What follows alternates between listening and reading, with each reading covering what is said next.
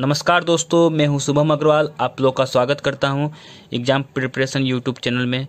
दोस्तों, काफ़ी लंबे समय के बाद मैं यहां पर वीडियो अपलोड कर रहा हूं।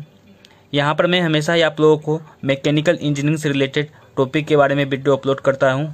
मैं हमेशा कोशिश करता हूं कि ऐसे टॉपिक पर वीडियो बनाऊं जो आप लोगों को प्राय स्टूडेंट के साथ ऐसी समस्या होती है कि बहुत से टॉपिक जो है वो क्लासेज में या अन्य जगह पर नहीं समझ पाते। उनको समझने के लिए 2-3 बार लेक्चर को देखना पड़ता, पढ़ना पड़ता। मैं उसे काफ़ी ही सरल तरीके से, काफ़ी इजली वे में आप लोग को यहाँ पर बताने की कोशिश करता हूँ। ठीक है, तो आज का जो टॉपिक है हमारा ये है नोमेनक्लेचर ऑफ रेफ्रिजरेंट। इसके बारे में मैं आप लोग को डिटेल से बताऊंगा कि किसी भी रेफ्रिजरेंट का नोमेनक्लेचर कैसे करते हैं। जैसा कि आप लोग को मालूम है कि ये आरएसी का टॉपिक है, रेफ्रिजरेशन एंड एयर कंडीशनर। इसका एक टॉपिक है ये। इसमें क्या होता है, ये टॉपिक जो आपको हमेशा दिखे कि आपके कॉलेज के एग्जाम में मेनली थर्ड ईयर या सेकेंड ईयर या थर्ड ईयर में आप लोग को ये सब्जेक्ट पढ़ने को मिलता है, जहाँ पर आप लोग को हमेशा ही कॉलेज के एग्जाम में कुछ क्वेश्चंस दे दिए जाते हैं कि जैसे कि CCl2F2, इसका आप लोग को बताना है डिजिनेशन क्या होगा। ठीक है, नोमेनक्लेचर करना। इनसे रिलेटेड आपको क्वेश्चंस आपके कॉलेज के एग्जाम में देखने को मिलते हैं। इसके अलावा आपको ये जब भी आप गवर्नमेंट एग्जाम देते हैं, PSC के एग्जाम देते हैं, उसमें भी आप लोग को 1-2 क्वेश्चन इससे रिलेटेड देखने को मिल जाते हैं। तो ये मैं आप लोग को काफ़ी इजली वे में और अच्छे तरीके से बताऊंगा, आप लोग समझे।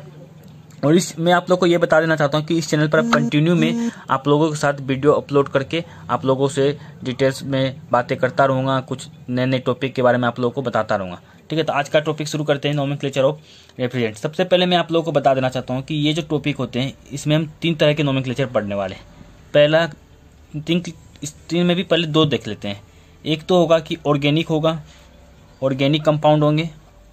ठीक है, और सेकेंड जो होगा वो इनऑर्गेनिक होगा, इनऑर्गेनिक होगा। यदि हम ऑर्गेनिक की बात करें, इस वाले टॉपिक की बात करें, इसमें भी 2 टाइप्स के पढ़ेंगे। ऑर्गेनिक की बात करें यदि हम, तो इसमें भी 2 टाइप होंगे। एक तो सेचुरेटेड होगा, सेचुरेटेड होगा। ये सारी चीज़ें अपने 11th में पढ़ा होगा। अपने 11th का जब IUPAC नोमेनक्लेचर देखा होगा, वहाँ पर आप लोगों ने इस सब चीज़ के बारे में डिटेल में बात किया होगा। तो पहला होगा सेचुरेटेड और दूसरा जो होगा हमारा वो होगा अनसेचुरेटेड, अनसेचुरेटेड। तो एक टाइप तो ये हो गया, दूसरा टाइप ये हो गया और तीसरा टाइप इनऑर्गेनिक वाला हो गया। ठीक है, बस मेनली हमें ये समझना जरूरी है। ज़्यादातर क्वेश्चन हमारे इस टॉपिक से देखने को मिलते हैं। ये यदि आपको क्लियर हो गया सेचुरेटेड वाला, तो आप लोग अनसेचुरेटेड भी आसानी से समझ जाओगे। और ये इनऑर्गेनिक वाला जो इसमें तो कुछ है ही नहीं। ठीक है, ये वाला टॉपिक बहुत इंपॉर्टेंट, ज़्यादातर क्वेश्चन हमें यहाँ से देखने को मिलते हैं। ठीक है, तो समझते हैं पहले IUPAC नोमेनक्लेचर। आप लोगों ने यदि पढ़ा होगा अच्छे से 11th में, तो यहाँ बहुत इजीली से आप इस चीज़ों को समझ जाओगे। ठीक है, तो हो सकता है कि आप लोग को एग्जाम में नोमेनक्लेचर की जगह दे दे डेजिनेशन ऑफ रेफ्रिजरेशन। तो यहाँ पे रेफ्रिजरेंट, यहाँ पे भी आप लोग को यही करना और कुछ अलग नहीं करना। वहाँ पे भी आप लोग को इसका नोमेनक्लेचर ही करना। तो पहला हम देखने वाले हैं वो है सेचुरेटेड हाइड्रोकार्बन रेफ्रिजरेंट। जो हम पहला टॉपिक पढ़ने वाले हैं वो है सेचुरेटेड हाइड्रोकार्बन रेफ्रिजरेंट। इसका नोमेनक्लेचर करेंगे पहले, हाइड्रोकार्बन रेफ्रिजरेंट। पहले हम ये समझ लें कि सेचुरेटेड हाइड्रोकार्बन को कैसे रिफ्रिजरेंट करते हैं, हम कैसे समझें कि ये सेचुरेटेड हाइड्रोकार्बन है। तो सिंपल बात है, जैसे ये कार्बन हमारा, ये कार्बन है, इसके CH4, ये क्या हो गया हमारा मीथेन। यदि हम इसका स्ट्रक्चर बनाए तो ये कुछ इस तरह का होगा, जहाँ पर हमेशा कार्बन सिंगल बॉन्ड से कनेक्ट होगा, जो होगा सेचुरेटेड। यहाँ पर हमेशा ही कार्बन सिंगल बॉन्ड से कनेक्ट होगा।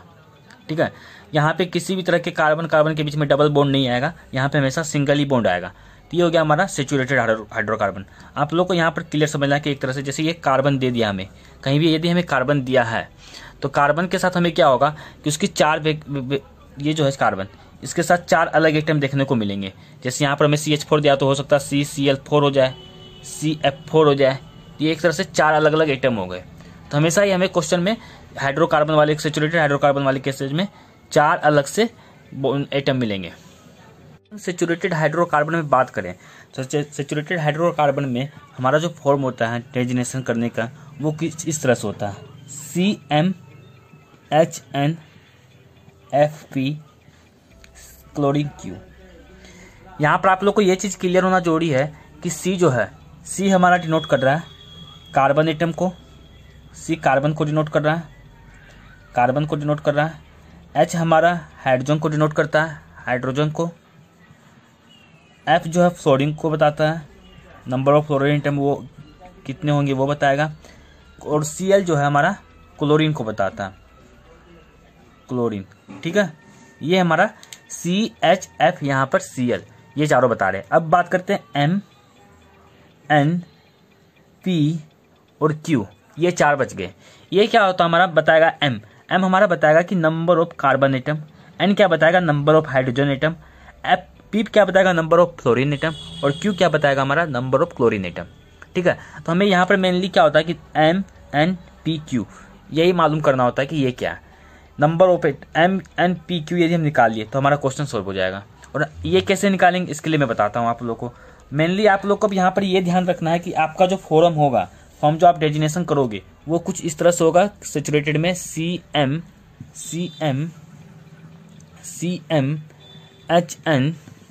CmHn, FP और ClQ, ये हमारा फॉर्म होगा। ठीक है, इसको डिनोट कैसे करते हैं, डेजिनेशन कैसे होता है इसका, डेजिनेशन का जो तरीका होता है वो होता है R, M-1, N+1 और P। ठीक है, Q भी लगा सकते हैं आप, Q यदि क्लोरीन आइटम निकल गया तो P और Q को U का U रख देना है। अब यहाँ पर ये चीज़ ध्यान रखने की जरूरत है, Q का जरूरी नहीं है, वैसे सिर्फ P से ही हो जाएगा। ठीक है, आप लोग को यदि आप देखेंगे यहाँ पर तो M आप लोग ने निकालना होगा, N आप लोग को निकालना होगा और P आप लोग को निकालना होगा। ये आप निकालिए तो ये आपका फॉर्म बन जाएगा। R जो होता है ये डिनोट करने का, जैसे आपने देखा होगा R112, R12, R11, इस तरह के डेजिनेशंस होते हैं जो आपको कंप्रेसर पर देखने को मिलते हैं। हमेशा कंप्रेसर पर आपको इस फॉर्म में ही देखने को मिलेगा। इससे आप लोग को स्ट्रक्चर फॉर्मूला जो है वो निकालना होता है कि किस तरह का फॉर्मूला बनेगा, इससे ये निकालना होता है। ठीक है, और बहुत बार हो जाता है कि आपको एग्जाम में ऐसा भी दे देता है कि आपको स्ट्रक्चर, आपको ये फॉर्म दे दिया, आपको ये बताना कि ये ऐसा होगा, और कभी कभी क्वेश्चन दे देगा आप लोग को इस तरह का फॉर्म दे देगा, आप लोग को बताओ कि डेजिनेशन कैसा होगा। क्लियर है मैं क्या कर रहा हूँ? तो हम डेजिनेशन यहाँ निकालना सीखते हैं। पहले अभी आप लोग को मैंने दो चीज़ बता दिया यहाँ पर कि सेचुरेटेड हाइड्रोकार्बन में CmHn, FP और ClQ इस तरह से डिनोट करते हैं। एक पॉइंट ये बताया। सेकेंड पॉइंट मैंने आप लोग को क्या बताया कि R, इसका जो डेजिनेशन होता है वो क्या होता है R, M-1, N+1 P। दो चीज़ बताया मैंने आप लोग को, ये दो चीज़ आप लोग को ध्यान रखना। ठीक, अब आगे देखते हैं, एक एग्जाम्पल से देखते हैं। अब एक एग्जाम्पल का यूज करते हैं। ठीक है, आप लोग को एग्जाम्पल दिया, क्वेश्चन पहला एग्जाम्पल दिया आप लोगों को कि Cl2F2, ये आप लोग को क्वेश्चन दिया है। अब आप लोग को यहाँ पर बताना है कि इसका डेजिनेशन कैसे बनाएंगे। आप लोग को यहाँ पर बताना है कि डेजिनेशन कैसे बनाएंगे। ठीक है, तो हम देखते हैं, इसको कंपेयर करते हैं। यहाँ पर इसको इस वाले फॉर्म से कंपेयर करते हैं। तो कार्बन एटम क्या हमारा एक है, इस वाले में, इस वाले इक्वेशन में नंबर ऑफ कार्बन एटम क्या एक ही तो है, तो M की वैल्यू क्या हो जाएगी 1। क्लोरीन एटम की बात करें तो क्लोरीन एटम हमारा 2 है, तो Q की वैल्यू क्या हो जाएगी 2 हो जाएगी। फ्लोरीन एटम क्या है 2 है, तो P की वैल्यू क्या हो जाएगी 2 हो जाएगी। N की बात करें, हाइड्रोजन एटम है क्या यहाँ पे नहीं है, तो N की वैल्यू क्या हो जाएगी 0 हो जाएगी। क्लियर है यहाँ तक? इतना तो क्लियर हो गया। अब जब ये क्लियर हो गया तो हम यहाँ पर इस वाले फॉर्म में इस वैल्यू को पुट करते हैं, इस वाले फॉर्म में इस वैल्यू को पुट करते हैं। चलिए ठीक है, R डेजिनेशन देखते हैं। R M-1, M की वैल्यू 1, तो 1 - 1 0। ये यहाँ रखना हमें, ये जो डेजिनेशन के बाद जो नंबर आएंगे ये नंबर हल्का 0 होगा, R के नीचे वाले पोर्शन पे टच करेगा। N+1, N की वैल्यू 0, तो 0 + 1 1। P हमारा फ्लोरीन है तो नंबर 2 सिंपल रख दिया। यानी हमारा डेजिनेशन क्या हो गया R012, R012। इसे हम ऐसा भी लिख सकते हैं R12, ये भी लिख सकते हैं R12। क्लियर है? ये तो हमारा पहला एग्जाम्पल हुआ। अब इसको हम क्या करते हैं, एक सेकेंड एग्जाम्पल देते हैं जिसमें आपको ये डेजिनेशन दे देगा, आपको बताएगा। ये ज्यादातर क्वेश्चन आपको यही मिलेगा कि डेजिनेशन दे दिया, आप बताओ इसका स्ट्रक्चरल फॉर्मूला क्या होगा, वो आपको निकालना, और ये चीज ही समझना ज्यादा जरूरी है। ठीक है, तो एग्जाम्पल देखते हैं। पहला एग्जाम्पल इसमें है अपोजिट वाले केस में। पहला एग्जाम्पल दिया हमें R11। अब R11 देख के हमें यही नहीं लिख देना, क्योंकि इसे जब भी R दिया हुआ है यहाँ पर हमें 3 नंबर चाहिए, यहाँ पर हमें 2 नंबर दिया, तो हम आगे में क्या करेंगे, सबसे फर्स्ट पोजीशन पर अपने से खुद से एक जीरो लगा देंगे। ठीक है, अपने ही मन से खुद से हम एक जीरो लगा देंगे। मैंने जीरो लगा दिया यहाँ पर। अब क्या करेंगे, R011 ये हमें पता चल गया। अब मैं यहाँ पे क्या बताया था आप लोगों को, हम कैसे नोट करते हैं, RM-1 N+1 और P, यही तो होता RM-1 N+1 और P, ये होता। अब यहाँ पर देखिए M-1 की वैल्यू क्या है, 0 के इक्वल है, तो M-1 इक्वल टू 0, यहाँ से M की वैल्यू आ जाएगी 1। Similarly N-1 N+1 equal to 1, N+1 equal to 1, तो यहाँ से N की वैल्यू क्या हो जाएगी, 0 हो जाएगी। सिमिलरली P की वैल्यू यहाँ से 1 हो जाएगी, P इक्वल टू 1। तो अब इस वाले फॉर्म को यहाँ पर, इस वाले फॉर्म को हम ऐसे कनेक्ट करते हैं, यहाँ से कुछ ऐसे। मैंने क्या बताया था, CMHNFPClQ, क्लियर है। तो अब यहाँ पे देखते हैं कार्बन को, कार्बन का N की वैल्यू क्या है, यहाँ पर हमारे में N की वैल्यू 1 आई, तो कार्बन की वैल्यू 1 हो जाएगी, कार्बन 1 हो जाएगा, C1। ठीक है, H हमारे H के साथ क्या हमारा N है, N की वैल्यू 0, तो N 0 रख देंगे। F क्या हो जाएगा, F के साथ फ्लोरीन के साथ P 1 हो जाएगा। Cl Q की वैल्यू निकालनी पड़ेगी। कैसे निकालेंगे ये चीज क्लियर करना। मैंने क्या बताया आपको, जब भी सिंगल कार्बन है तो उसके साथ 4 अलग एटम होंगे।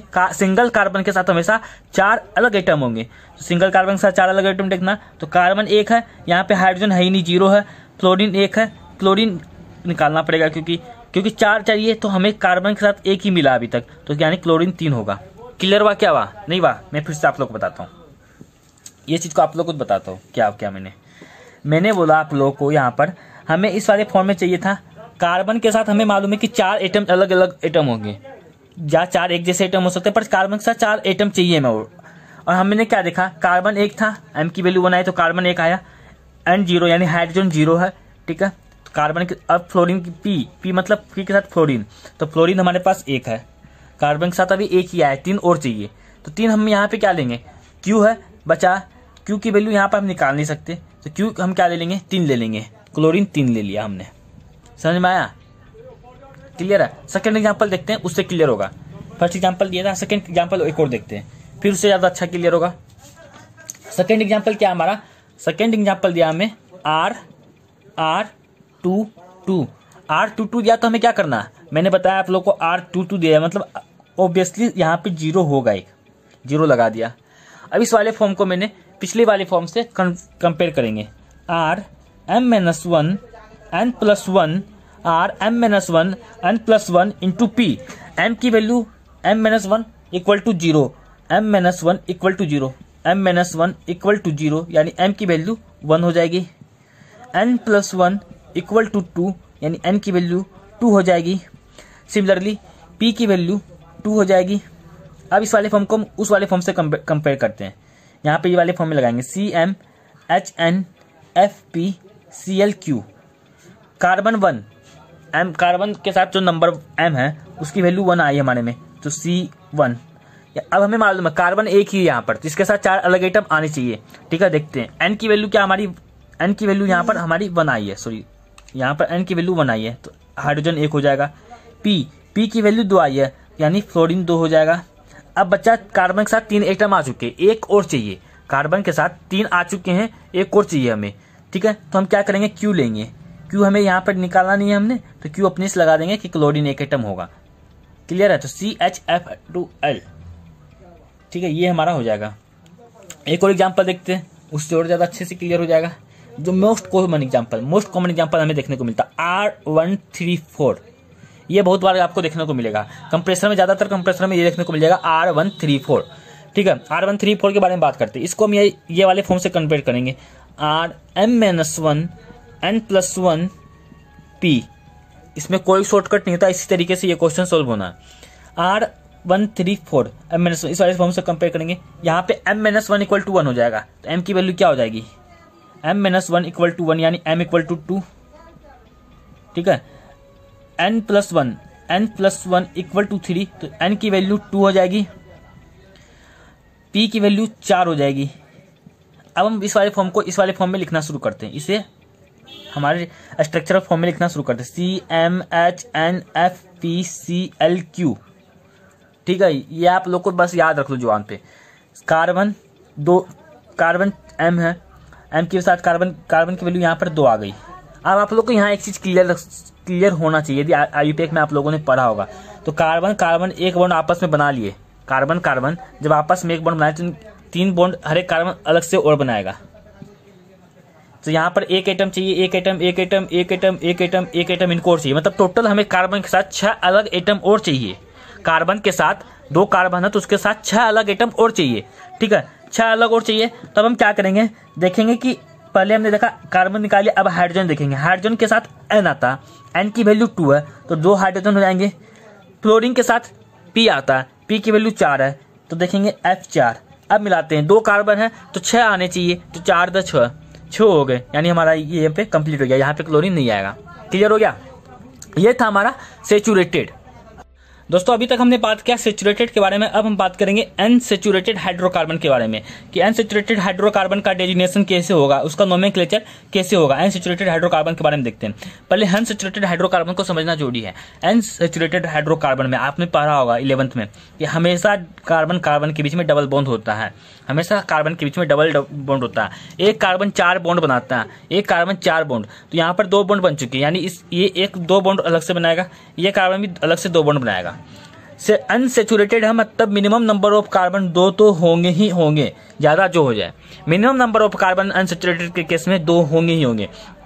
ठीक है, अनसैचुरेटेड का क्वेश्चन हमें नहीं मिलेगा देखने को, मैक्सिमम हमें सैचुरेटेड फिर या हो सकता है उसके बाद इनऑर्गेनिक के मिल जाए, पर अनसैचुरेटेड के क्वेश्चंस नहीं मिलेंगे। तभी मैं आप लोग को इसका तरीका बताता हूँ कैसे देखते हैं।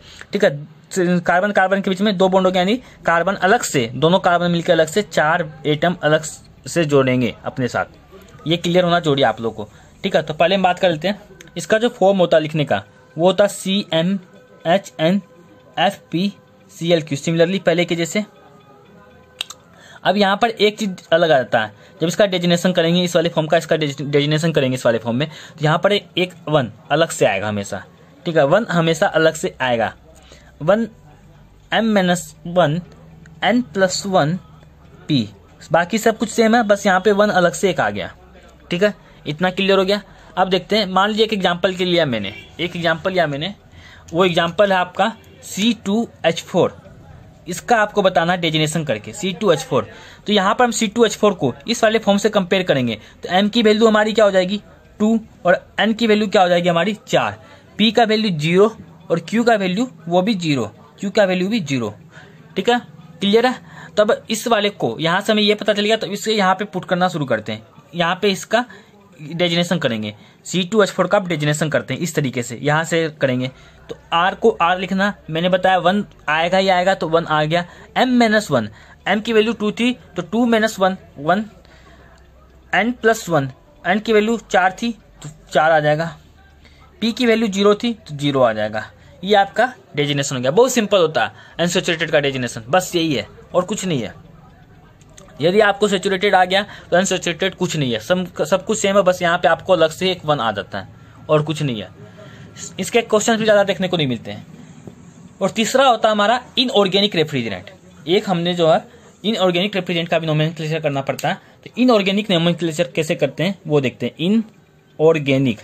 इनऑर्गेनिक यदि हम बात करें इनऑर्गेनिक रेफ्रिजरेंट के बारे में, तो वो क्या होते हैं, अमोनिया, वाटर, एयर और क्या होते हैं, CO2, इस तरह के होते हैं, ये सब होते हैं। ठीक है, तो हम बात करते हैं सब इनऑर्गेनिक नोमेनक्लेचर कैसे करते हैं। इनऑर्गेनिक नोमेनक्लेचर बहुत ही सिंपल है, कुछ नहीं है इसमें। आपको क्या करना है, इनऑर्गेनिक नोमेनक्लेचर में R तो लगाना ही लगाना है, 700 लिखना है। इसका कोई लॉजिक नहीं है, आप लोग को याद रख लो कि 700 होता है, बस 700 लिखना, प्लस में मोलिकुलर वेट लिखना। मोलिकुलर वेट किसका लिखेंगे सर, मोलिकुलर वेट उसका लिखेंगे जो हमें रेफ्रिजरेंट दिया जाएगा क्वेश्चन में। जैसे हमें बोल दिया कि अमोनिया रेफ्रिजरेंट है तो उसका मोलिकुलर वेट यहाँ पे लिखना। ठीक है, तो पहला क्वेश्चन उठाते हैं। पहला क्वेश्चन हम अमोनिया ही लेते हैं। अब आप अमोनिया का मोलिकुलर वेट निकाल लो। आपने पढ़ा होगा IUPAC में, आपने 11th 12th 10th में सब में पढ़ा होगा। अमोनिया का मोलिकुलर वेट कैसे निकालेंगे, नाइट्रोजन का मोलिकुलर वेट 14, हाइड्रोजन का 3 हाइड्रोजन है तो 1 का 1 तो 3 हाइड्रोजन का 3, तो टोटल 17। अब इसका नोमेनक्लेचर कर देते हैं। कुछ नहीं है designation. R700 plus 17, molecular weight 17 आया तो R717, ये आपका नोमेनक्लेचर हो गया अमोनिया का। सिमिलरली हम देखते हैं वाटर का नोमेनक्लेचर करते हैं। यदि वाटर का बात करें मोलिकुलर वेट का, तो ऑक्सीजन का मोलिकुलर वेट 16 और एटॉमिक वेट 16 और हाइड्रोजन का एटॉमिक वेट 2, तो यहाँ से क्या आ जाएगा 18, मोलिकुलर वेट 18 आ गया वाटर का। ठीक है, तो डेजिनेशन कैसे हो जाएगा R700 plus 18 equal to R718, 8718। Similarly क्या होगा, एयर की बात करें तो एयर का मोलिकुलर वेट क्या होता है 29। मैकेनिकल इंजीनियर को तो मालूम होना चाहिए कि एयर का मोलिकुलर वेट क्या होता है 29। यदि हम इसका डेजिनेशन की बात करें तो R700 plus 29 equal to R729। ठीक है, बहुत सिंपल होता है, कुछ नहीं है। ठीक है, तो नेक्स्ट वीडियो में मिलते हैं। आज के लिए इतना ही काफ़ी है। नेक्स्ट वीडियो में मिलते हैं कुछ नए टॉपिक के साथ। अब मैं आप लोग को हमेशा कोशिश करूंगा कि इस वीक में 5 लेक्चर आप लोग को प्रोवाइड कराऊं। यहाँ पर कुछ ऐसे टॉपिक होंगे जो आप लोग को जनरली क्लासेज में या एक बार में समझ में नहीं आते। मैं उन सब टॉपिक के बारे में ही डिटेल्स में बातें करूंगा। सिंपली बात नहीं करूंगा, डिटेल्स में अच्छे सरल तरीके से बात करूंगा और क्लियर एक टॉपिक को करने की कोशिश करूंगा। चलते हैं। यदि आप लोग को मेरा वीडियो पसंद आया है तो लाइक करना ना भूले और सब्सक्राइब का बटन दबाएं। अपने दोस्तों के साथ भी शेयर करें ताकि उन्हें भी कुछ हेल्प मिले। चलते हैं, थैंक यू।